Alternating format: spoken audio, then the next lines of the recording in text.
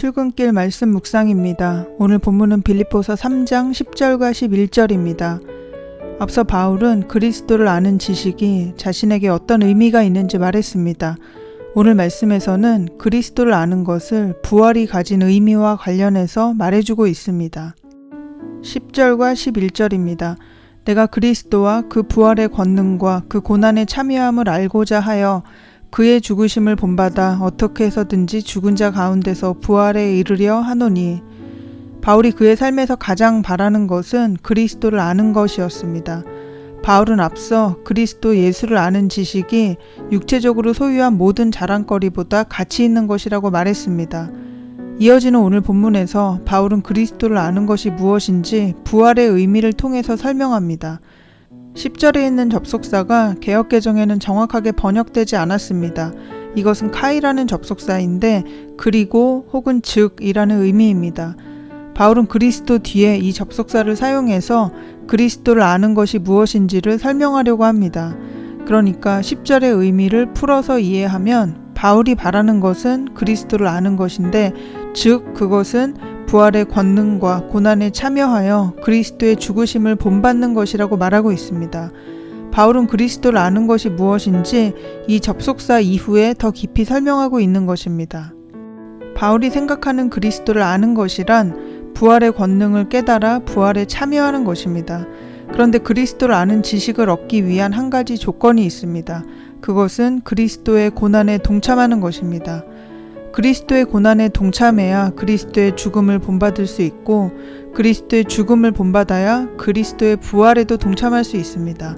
그래서 바울은 고난에 참여하고 예수님의 죽으심을 본받아서 어떻게 해서든 부활에 이르기 원한다고 말하고 있습니다.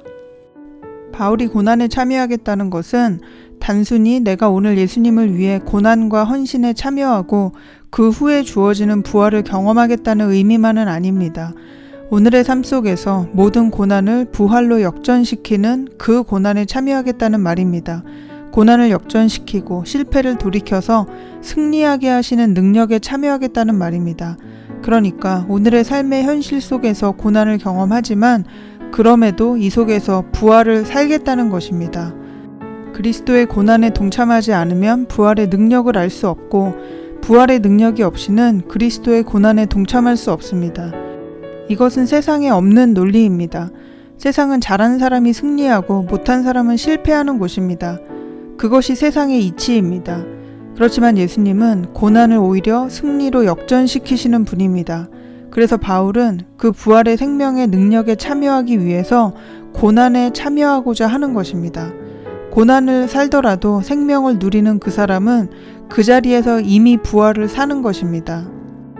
부활의 권능이란 곧 하나님의 창조의 능력입니다.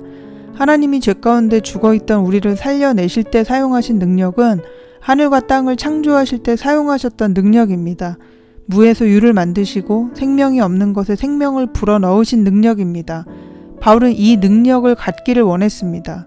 그리고 이 능력이 미래가 아닌 매일의 삶 속에서 드러나길 바라고 있습니다. 그리스도를 아는 것의 최종 목적은 죽은 사람들 가운데서 살아나는 부활에 이르는 것입니다. 율법으로는 얻을 수 없고 오직 예수 그리스도를 믿음으로만 얻을 수 있는 것이 부활이기 때문에 그 부활을 얻기 위해 예수님을 믿는 것입니다. 부활을 얻는 길은 오늘 그리스도처럼 십자가의 삶을 사는 것입니다. 그래서 바울은 그것을 그의 죽으심을 본받아 마침내 부활을 누리고 경험하길 원한다고 말하는 것입니다. 그리스도의 고난과 부활을 삶 속에서 경험할 때 우리는 그리스도를 점점 알아가고 결국 그리스도께서 경험하신 부활에 이르게 될 것입니다.